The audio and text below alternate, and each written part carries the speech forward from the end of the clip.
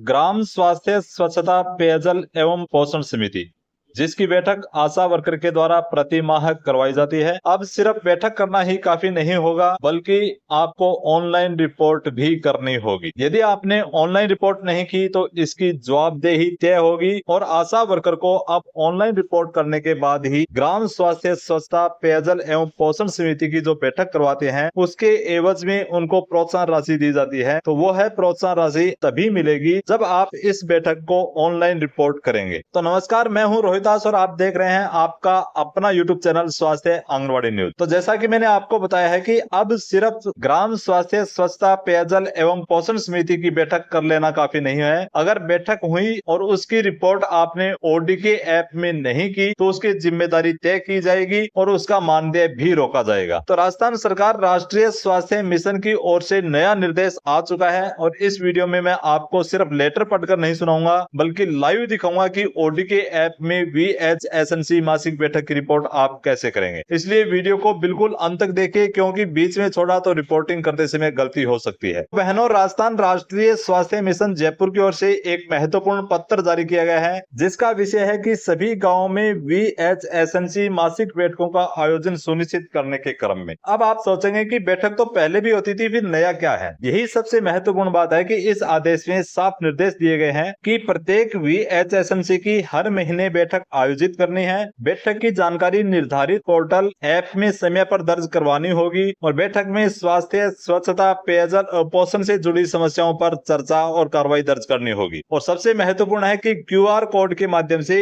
ओडीके app में हर महीने report भरना अनिवार्य किया गया है। यानी अब सिर्फ रजिस्टर में हस्ताक्षर करवाने से काम नहीं चलेगा।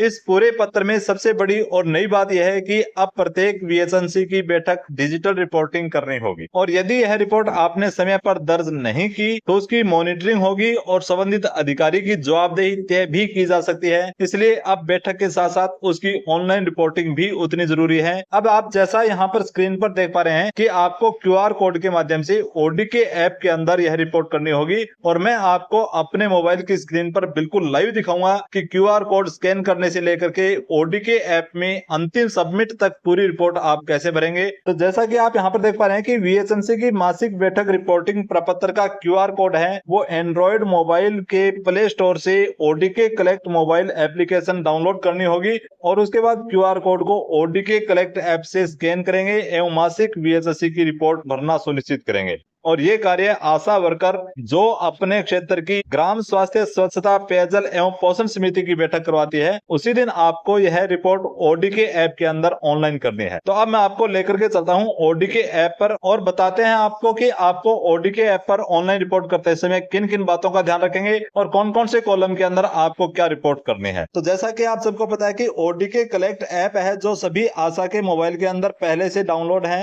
यदि आपने अभी तक डाउनलोड नहीं किया है तो प्ले स्टोर पर जाकर के आप प्ले स्टोर के अंदर ओडीके ऐप, जैसे यहाँ पर लिखा है ओडीके कलेक्ट, और यह ऐप सभी आशा के मोबाइल के अंदर पहले से ही होगा, क्योंकि आप इसी ऐप के अंदर मरुद्रा ओडीके ऐप के द्वारा एंटी लार्वा एक्टिविटी सर्वे का काम भी करते हैं और यह ओडीके ऐप आपके मोबाइल के अंदर पहले से डाउनलोड होगा। तो अब आपको VHSNC यानी ग्राम स्वास्थ्य पेयजल पोषण समिति की जो ओडीके ऐप पर रिपोर्ट करनी है, तो वो ऐप आप किस प्रकार से डाउनलोड करेंगे। तो यहाँ पर आप देख पा रहे हैं आपके मोबाइल के अंदर जो पहले से जो मरुद्रा ओडीके ऐप आपने डाउनलोड कर रखा है या अन्य किसी भी प्रकार की रिपोर्टिंग आप ओडीके ऐप पर करते हैं, तो उसी ऐप के ऊपर आपको जाना है, उसी ऐप को ओपन करना है और जब आप इसके ऊपर क्लिक करेंगे तो आपके सामने इस प्रकार का इंटरफेस ओपन होकर के आएगा और यहाँ पर आप देखें कॉर्नर के अंदर यहाँ पर आपके एम लिखा हुआ मिलेगा या कोई और ऐप आपने ओपन कर रखा है तो यहाँ पर कुछ ना कुछ लिखा हुआ मिलेगा। तो इस प्रकार का आपको यहाँ पर एक लोगो दिखाई देगा, कोई भी लोगो हो वहां पर आपको क्लिक करना है। तो यहाँ पर मेरे मोबाइल के अंदर जैसे एम लिखा हुआ है, हो सकता है आपके मोबाइल के अंदर भी एम लिखा हुआ हो। मरुद्रा ओडीके ऐप आपने इंस्टॉल कर रखा है तो एम लिखा हुआ मिलेगा, कोई और ऐप आपने इंस्टॉल कर रखा है तो यहाँ पर कोई और अक्षर भी मिल सकता है। तो आपको यहाँ पर क्लिक करना है। जैसे आप यहाँ पर क्लिक करेंगे तो क्लिक करने के बाद देखेंगे आपके मोबाइल के अंदर कुछ इस प्रकार का इंटरफेस ओपन होकर के आएगा और उसके बाद आपको क्या करना है, जो सबसे नीचे ऐड प्रोजेक्ट लिखा हुआ है, ऐड प्रोजेक्ट पर आपको क्लिक करना है। जैसे आप यहाँ पर ऐड प्रोजेक्ट पर क्लिक करेंगे तो क्लिक करने के बाद देखेंगे आपके मोबाइल के अंदर कुछ इस प्रकार से कैमरा ओपन हो जाएगा और इस कैमरे के ओपन होने के बाद जो QR कोड मैंने आपको दिखाया है मोबाइल होम स्क्रीन पर वह QR कोड आपको पहले से मिल चुका होगा।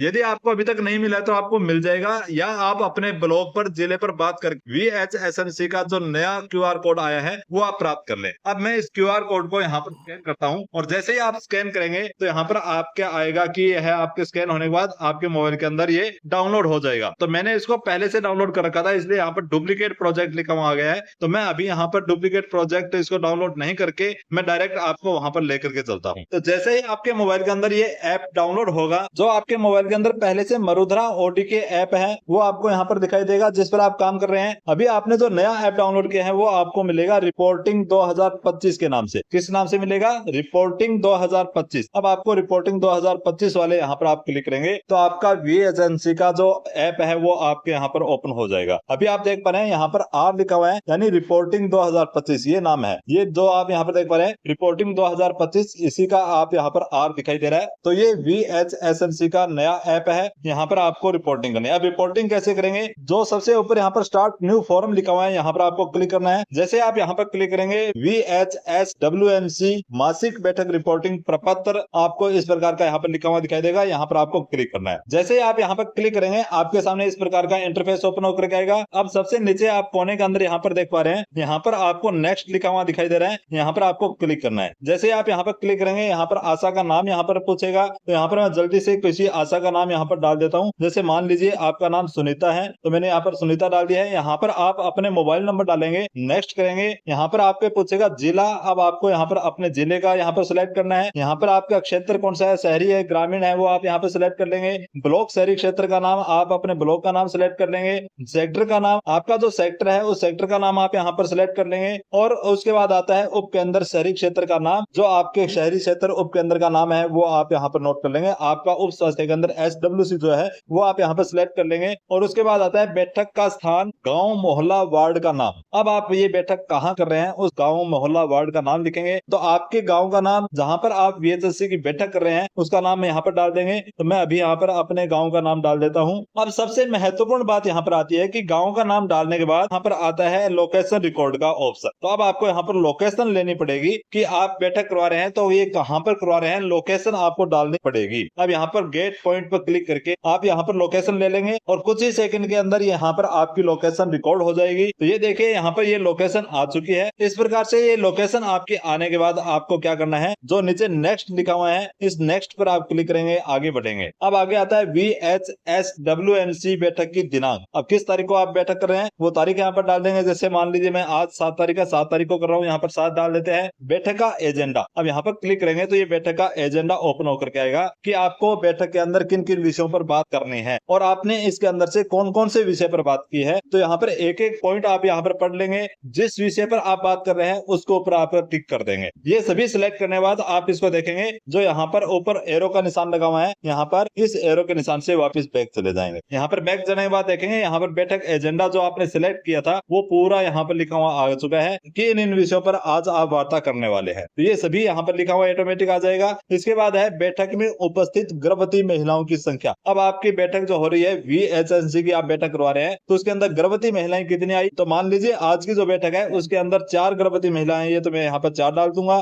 2, 3, 1 जितनी भी आई है, 0 आई है तो 0 कर देंगे। बैठक में उपस्थित धात्री व 2 साल से छोटे बच्चों की माँ की संख्या, धात्री व 2 साल से छोटे बच्चों की माँ को भी आपको इस बैठक में बुलाना होता है। उसके अंदर जितने सदस्य आए हैं, 1 आया है, 2 आया है, 3 आया है, इतने यहाँ पर आप डाल देंगे। अब आगे बैठक में उपस्थित किशोरी बालिकाओं की संख्या, किशोरी बालिकाओं को भी बुलाना है। आज किशोरी बालिकाओं को बुलाया गया था तो उसके अंदर से मेरे यहाँ पर 6 किशोरी बालिकाएं आई है, मैंने यहाँ पर 6 डाल दिया है। बैठक में उपस्थित बुजुर्ग महिलाओं की संख्या, कोई नहीं आया, बुलाया था परंतु कोई नहीं आया तो मैंने यहाँ पर 0 डाल दिया। यदि आपके यहाँ पर आए हैं तो यहाँ पर संख्या डाल देंगे। इसके बाद आता है बैठक में उपस्थित अन्य सदस्यों की संख्या, इनके अलावा अन्य कोई सदस्य आया है, जितने सदस्य आए हैं उनकी आप संख्या डाल देंगे। जैसे आपके VHSC के 15 मेंबर होते हैं और 15 मेंबर के अलावा जितने सदस्य अन्य आए हैं, जो हमने ऊपर बुजुर्ग महिलाएं, किशोरी बालिकाएं, धात्री महिलाएं और गर्भवती महिलाओं को छोड़ करके अन्य जितने भी सदस्य हैं उनकी संख्या यहाँ पर डाल देंगे। तो 15 तो आपके मेंबर होते हैं, उसके अलावा भी कोई आए हैं तो यहाँ पर डाल देंगे। जैसे मेरे यहाँ पर 15 मेंबर आ चुके हैं, 2-3 अन्य सदस्य भी आ चुके हैं तो मैंने यहाँ पर 18 डाल दिया है। तो यहाँ पर आप देख पा रहे हैं कि मेरे यहाँ पर अभी तक 29 लोगों की मैंने यहाँ पर रिपोर्ट की है कि 29 लोग मेरे बैठक में आए हैं। तो उसके बाद आपके यहाँ पर आता है ST की संख्या। ST मतलब है अनुसूचित जनजाति। अनुसूचित जनजाति के जितने सदस्य आपके यहाँ पर आए हैं वो संख्या डालेंगे तो मेरे क्षेत्र के अंदर यहाँ पर अनुसूचित जनजाति का कोई व्यक्ति रहता नहीं है, अनुसूचित जनजाति का कोई व्यक्ति नहीं आया है, तो अनुसूचित जनजाति मेरे गांव में नहीं है, तो यहाँ पर मैं 0 कर देता हूँ। इसके बाद आता है एससी वर्ग की संख्या, यानी अनुसूचित जाति के कितने आए हैं, तो अनुसूचित जाति के लोग यहाँ पर 29 में से मेरे यहाँ पर 10 लोग आए हैं, तो मैं यहाँ पर 10 डाल देता हूँ। ओबीसी यहाँ पर 29 में से मेरे यहाँ पर 8 लोग आए हैं, तो मैंने यहाँ पर 8 डाल दिया है। अब आगे नेक्स्ट करूंगा। अब आगे यहाँ पर पूछ रहा है कि क्या आपके VHSWNC का बैंक खाता क्रियाशील है। यदि आपका बैंक खाता चालू है, वर्किंग में है, तो आप यहाँ पर सिलेक्ट करेंगे हाँ। आप यहाँ पर हाँ सिलेक्ट करने के बाद यदि आप यहाँ पर नहीं करते हैं तो आगे का यहाँ पर बॉक्स नहीं खुलता है। यदि आप यहाँ पर हाँ करते हैं तो यहाँ पर एक सवाल और पूछा जाता है कि क्या आपके VHSWNC खाते में इस वित्तीय वर्ष 2026-27 में अनटाइम्ड फंड में राशि प्राप्त हुई है। यदि राशि प्राप्त हुई है तो यहाँ पर हाँ करेंगे, यदि आपके राशि प्राप्त नहीं हुई तो नहीं। तो मुझे राशि प्राप्त नहीं हुई, मैंने यहाँ पर नहीं कर दिया, नेक्स्ट करेंगे। अब आगे आता है रिमार्क, टिप्पणी। यदि कुछ और जानकारी आप देना चाहते हैं तो यहाँ लिखें, नहीं देना चाहते तो आप यहाँ पर ओके करेंगे और नेक्स्ट करेंगे। तो नेक्स्ट करने के बाद आप यहाँ पर देखेंगे आपके द्वारा दर्ज की गई जानकारी को अच्छे से जांच लें। यदि आपने सही जानकारी दर्ज करी है तो नीचे सबमिट पर क्लिक करके सूचना भेज दें। तो यहाँ पर आप देखेंगे यहाँ पर सबसे नीचे जो नेक्स्ट बटन लिखा हुआ है, यहाँ पर नेक्स्ट करेंगे। नेक्स्ट करने के बाद आप देखेंगे यहाँ पर आपके आता है कि यह अब आपने जो ये रिपोर्ट भरी है उस रिपोर्ट को आगे सेंड करना है। अब सेंड करने के लिए आपके मोबाइल के अंदर नेट होना चाहिए, इंटरनेट चालू होना चाहिए, और अभी तक की जितनी रिपोर्ट हमने इसके अंदर ऑनलाइन की है उसके अंदर आपको नेट की आवश्यकता नहीं पड़ेगी। तो यहाँ पर आपका ये बहाना नहीं चलेगा कि हमारे नेटवर्क नहीं था, तो यहाँ पर नेटवर्क की आवश्यकता नहीं है। नेटवर्क की आवश्यकता कब पड़ेगी, जब आप इसको सेंड करेंगे। तो यहाँ पर आप सेंड लिखा हुआ है, यहाँ पर आप क्लिक कर देंगे। तो यहाँ पर सेंड पर क्लिक करते ही आपका यह फॉर्म आगे चला जाएगा, आपकी रिपोर्ट आगे चली जाएगी, और उसके बाद ही आपको VHNC का जो मासिक मानदेय भुगतान आपको दिया जाता है आशा शॉप के माध्यम से दिया जाता है, वो आपको यह रिपोर्ट ऑनलाइन होने के बाद ही मिलेगा। और यह इसी महीने से शुरू है। आप जुलाई महीने की जो बैठक करवाएंगे, इस बैठक की रिपोर्ट आपको ODK ऐप पर ऑनलाइन करनी होगी। यदि आपने ऑनलाइन नहीं की तो आपका मानदेय नहीं मिलेगा। तो आपको यहाँ पर बताता हूँ, इधर लिखा हुआ है सेव एज ड्राफ्ट। यदि आप सेव एज ड्राफ्ट पर क्लिक कर देते हैं तो यह आपके मोबाइल के अंदर सेव हो जाएगा, आगे नहीं जाएगा। आगे भेजने के लिए आपको यहाँ पर सेंड पर क्लिक करना होगा, और सेंड पर क्लिक जब तक आप नहीं करोगे आगे फॉर्म नहीं जाएगा। इसलिए गलती नहीं करें, सेव एज ड्राफ्ट पर क्लिक करके छोड़ देंगे तो ये आपके मोबाइल के अंदर ही सेव होगा, आगे नहीं जाएगा। आपको करना क्या है, सेंड पर क्लिक करना है। यहाँ पर सेंड पर क्लिक करोगे तभी आगे जाएगा। तो ये मैंने आपको बताया है कि किस प्रकार से आप इसके अंदर ऑनलाइन रिपोर्ट करेंगे। अगर आपको यह जानकारी उपयोगी लगी हो तो वीडियो को लाइक जरूर करेंगे, और अपने सभी आशा के व्हाट्सएप ग्रुप में इस वीडियो को जरूर भेजेंगे। यदि ODK ऐप में किसी भी स्टेप पर आपको कोई परेशानी आती है तो नीचे कमेंट बॉक्स में लिखिए, मैं आपके प्रश्न का उत्तर देने की पूरी कोशिश करूंगा। अगर आपने अभी तक स्वास्थ्य आंगनबाड़ी न्यूज चैनल को सब्सक्राइब नहीं किया है तो अभी सब्सक्राइब करें, बेल आइकन ऑन जरूर कर लें, क्योंकि स्वास्थ्य विभाग की हर महत्वपूर्ण अपडेट सबसे पहले आपको यही मिलती है। तो मैं हूं रोहितास, और आज के वीडियो के अंदर बस इतना ही। मिलते हैं अगली महत्वपूर्ण जानकारी के साथ, तब तक के लिए सभी को जय हिंद, वंदे मातरम।